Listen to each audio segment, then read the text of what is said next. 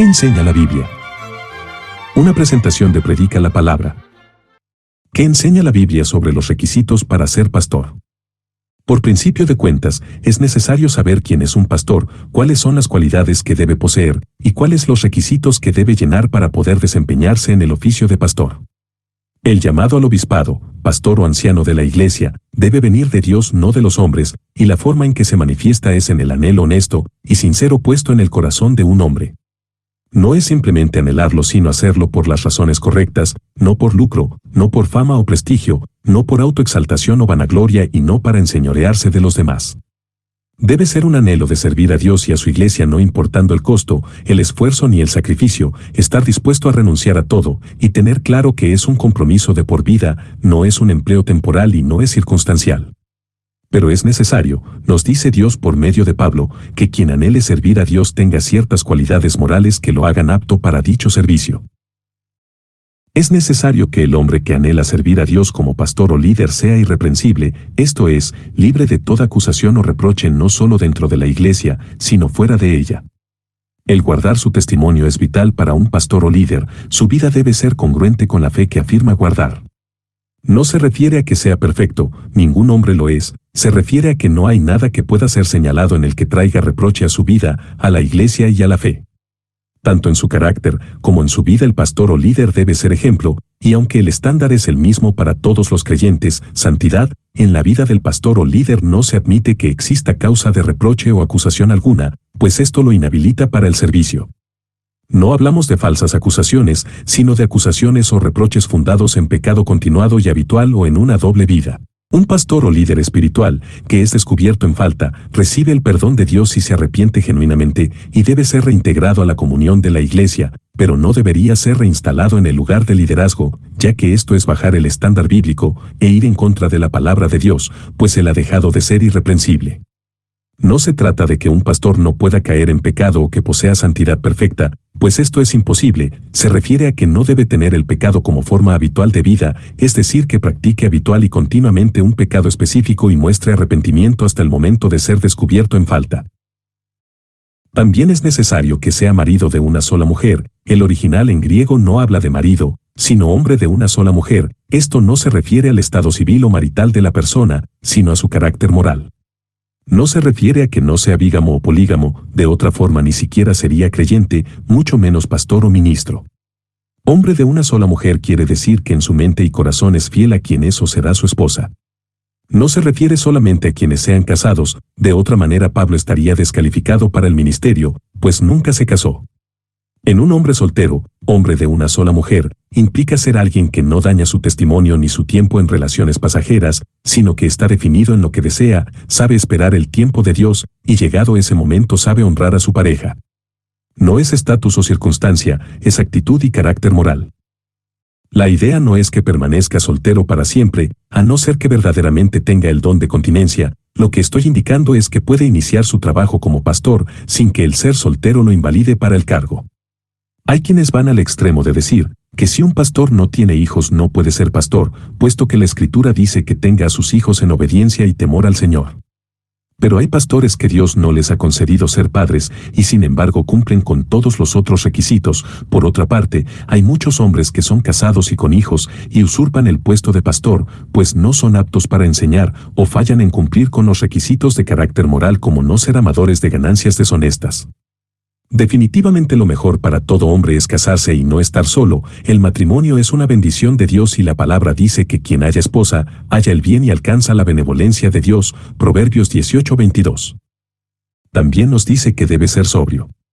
El ser sobrio no se refiere a que no sea alcohólico, más bien nos habla de alguien que no deja que sus emociones y pensamientos sean dominados o influidos. En la antigüedad los pueblos paganos alcanzaban un éxtasis espiritual en orgías y borracheras, el cristiano en contraste es dominado por el Espíritu Santo, no perdiendo el sentido, sino al contrario guardando en todo tiempo dominio de sí mismo y siendo capaz de pensar claramente a pesar de las circunstancias. Su mente está en orden. También debe ser prudente, decoroso y hospedador. Prudente también puede traducirse vigilante, alerta, sensitivo, es un hombre que está alerta de lo que está pasando alrededor, es perceptivo.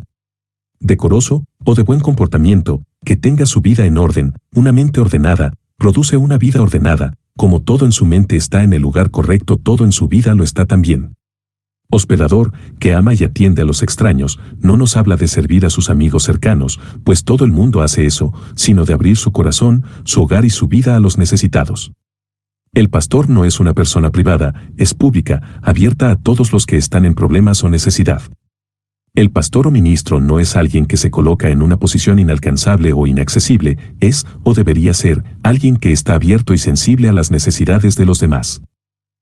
Entre los requisitos para el pastor o anciano en la iglesia, se requiere que sea apto para enseñar. No apto para entretener, divertir o agradar, sino apto para enseñar. Esta es la única de las características que se refiere a sus funciones, a lo que hace y no solamente a su carácter moral, aunque también está relacionado a su carácter, pues la base de ser apto para enseñar implica que su vida sea un reflejo de lo que enseña. Esta característica es la que diferencia al pastor, anciano o líder de los servidores o diáconos y del resto de los creyentes. Como ya dijimos, el estándar moral es el mismo para todo creyente, aunque en una posición de liderazgo es necesario que dicho estándar sea el ejemplo a seguir. El primer elemento y el principal en la enseñanza es enseñar con el ejemplo. ¿Vive lo que predica? Si enseña algo y vive lo contrario, no es apto para enseñar. En segundo lugar, debe tener el don de enseñanza. Este es el don de Dios que hace que un hombre pueda enseñar la palabra de Dios de manera efectiva, mucho más efectiva que el promedio normal. Implica la capacidad para comprender y explicar la palabra de Dios.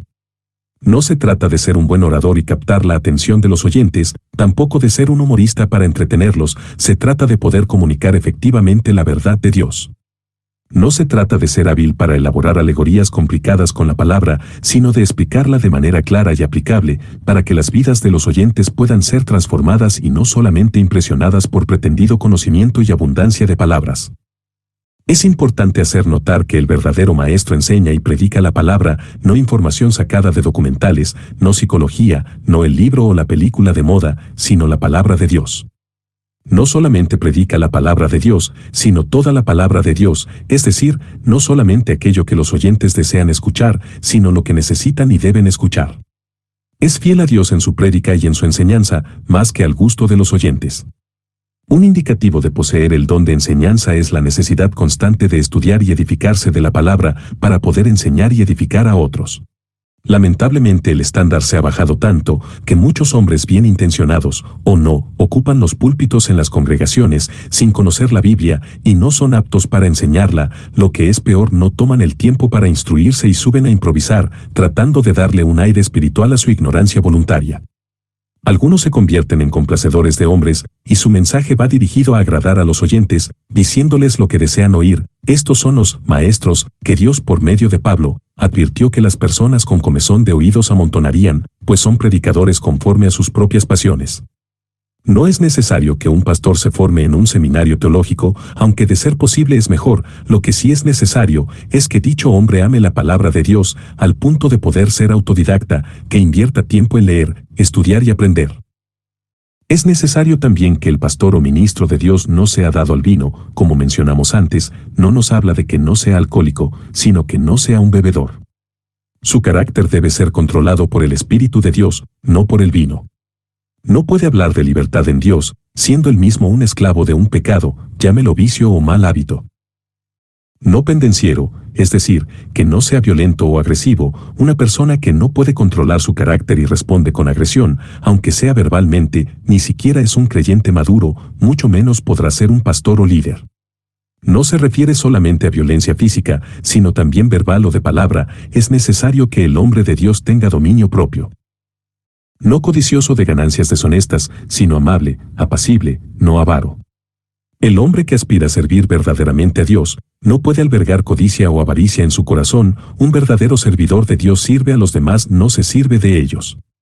Es importante tener esto en cuenta, ya que muchos llamándose servidores de Dios trafican con la fe, vendiendo bendiciones, sanidades o induciendo a los creyentes a pactar con Dios para ser prosperados. De esta manera no solo son codiciosos, sino que siembran la codicia en el corazón de quienes los escuchan. Un verdadero ministro de Dios debe emplear su tiempo en enseñar sobre Dios y su palabra, no sobre las diferentes formas de ofrendar a la iglesia. Esto es un indicativo de codicia en su corazón o de desconfianza en la provisión de Dios.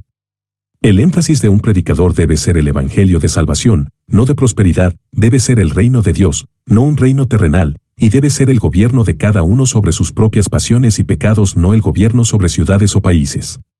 Jesucristo lo dijo claramente a Pilato: mi reino no es de este mundo. Hay pastores que incluso llegan a apartar media hora o más de cada servicio para enseñar acerca de las ofrendas y diezmos. Si vamos a hacer énfasis en algo, ¿no sería mejor y más útil emplear ese tiempo en predicar santidad?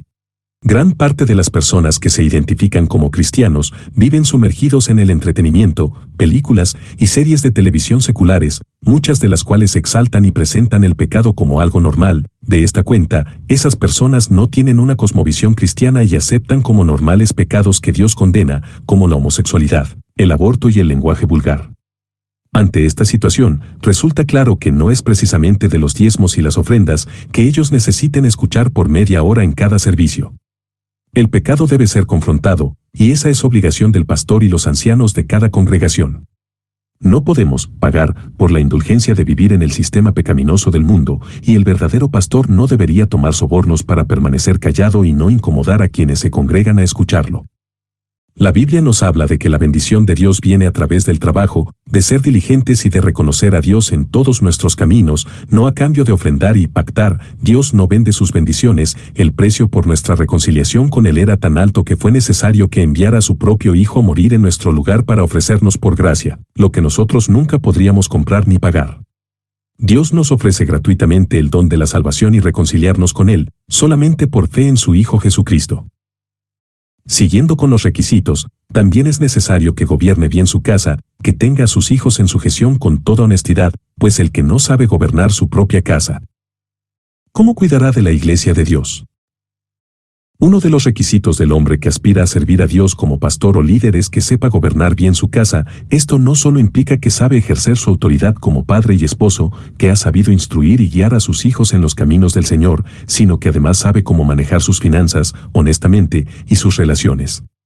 La relación con su esposa ya quedó establecida al decir que es un hombre de una sola mujer. Ahora se define la relación con sus hijos. El saber guiar, instruir y ejercer su autoridad sobre ellos es un aspecto que lo habilita o descalifica como líder espiritual. Esto no quiere decir que obligatoriamente el siervo de Dios debe tener hijos para poder ser pastor o líder, pero si los tiene debe cumplir con este requisito. Por otro lado, el saber ser un buen administrador de los bienes que Dios le ha dado, a nivel personal y familiar, también lo habilita o descalifica para poder llevar y administrar la iglesia de Dios. El estándar del siervo de Dios es alto, pero es el que Dios estableció en su palabra. Una persona que cumple con los requisitos vistos anteriormente pero que no sabe llevar bien su propia casa, puede servir a Dios, pero no es apto para un puesto de liderazgo. También nos dice que no sea un neófito, no sea que envaneciéndose caiga en la condenación del diablo. Y es necesario que tenga buen testimonio de los de afuera, para que no caiga en descrédito y en lazo del diablo. Sin embargo, un miembro de la congregación podría poseer todas las características mencionadas anteriormente y todavía no estar calificado para servir como pastor o líder en la iglesia. Podría ser un novato, uno que se ha convertido recientemente, sea un hombre viejo o joven, no es cuestión de edad. La palabra empleada por Pablo es neófito, que significa recién plantado. Carece de la madurez y el buen prestigio que se necesita para ser pastor o líder. La elección de un neófito podría tener resultados desastrosos para él mismo y, por lo tanto, para la iglesia. Podría llenarse de orgullo y no saber manejar con humildad el puesto de liderazgo. Así que no debe ser elegido un recién convertido o cristiano inmaduro para que no sea cegado por el orgullo. El resultado sería que caiga en la condenación del diablo. Esto indudablemente significa la condenación pronunciada contra el diablo. En el relato bíblico vemos como el diablo, habiendo sido un querubín, una escala superior de ángel, cayó en condenación por creer que podría llegar a ser como Dios e igualarse a él. El orgullo siempre conduce a la caída. Además, es necesario que tenga buen testimonio con los de afuera de la iglesia. Es indudable que un hombre íntegro tendrá el respeto y reconocimiento de su honestidad, aun entre aquellos que no comparten su fe, y si es atacado será porque su enseñanza es incompatible con el sistema del mundo, y no porque su carácter moral lo descalifica aún entre los que no pertenecen a la iglesia. Inmoralidad, deshonestidad, avaricia, codicia, irresponsabilidad, etc. La Biblia nos enseña en Proverbios 16:7 que, cuando los caminos del hombre son agradables a Jehová, aun a sus enemigos hace estar en paz con él. Alguien podría preguntarse qué objeto tiene conocer los requisitos para ser líder o pastor en la iglesia. Como mencionamos anteriormente, es el pastor quien debe fijar el ejemplo y enseñar a los demás. Indudablemente, una iglesia que tiene por pastor o líder a alguien que no está calificado, no solo no es una iglesia conforme a la palabra, sino que no podrá crecer y desarrollarse sanamente. Por mencionar algunos aspectos, si el predicador no es apto para enseñar, quienes lo escuchan no entenderán realmente qué enseña la Biblia, ni qué es lo que Dios espera de ellos, y si el predicador es amador del dinero, será eso lo que transmita a sus oyentes, y esto hará que, en vez de buscar el reino de Dios, busquen riquezas y placeres terrenales, lo cual no conduce a Dios sino a perdición. Podría también enseñar, además del amor al dinero, otras doctrinas erróneas que hagan descansar a sus oyentes en una falsa seguridad de ser salvos cuando realmente no lo son. Es seguro que un pastor o predicador amador del dinero no predica santidad a sus oyentes, pues es contrario a su motivación principal para estar en el ministerio, el amor al dinero y las ganancias deshonestas. Algunas personas me han preguntado sobre las pastoras y si los esposos de las pastoras son pastores. El pastorado fue dado por Dios a los hombres, no porque sean más inteligentes, más espirituales, más nobles, o más santos, simplemente porque ese fue el orden que Dios estableció. La prohibición dada en 1 Timoteo no es cultural aplicable solo a las mujeres de Efeso, pues el texto hace alusión al orden dado por Dios en la creación. No es la opinión machista de Pablo, pues toda la escritura es inspirada por Dios, y el mismo mandamiento se repite en 1 Corintios 14:34 al 37, donde Pablo deja en claro que es un mandato de Dios. Y no es menospreciar a la mujer, pues ante Dios ambos, hombre y mujer, son creyentes comprados por la sangre de Cristo. Para comprender, como siendo iguales, tienen distintos papeles y debe existir sujeción, vemos que Jesucristo, siendo Dios y el Hijo de Dios, se sujeta al Padre, y ambos son iguales en deidad y atributos. Dios por medio de Pablo nos dice, pero quiero que sepáis que Cristo es la cabeza de todo varón, y el varón es la cabeza de la mujer, y Dios la cabeza de Cristo. 1 Corintios 11:3. Como vemos, no es cuestión de que uno sea más que el otro, es simplemente el orden de Dios. Si la mujer se hace llamar pastora, está en desobediencia de la palabra de Dios, y si el esposo se sujeta a ella, está dejando de ser cabeza en su hogar, y viviendo contra el orden de Dios. 1 Corintios 11:3.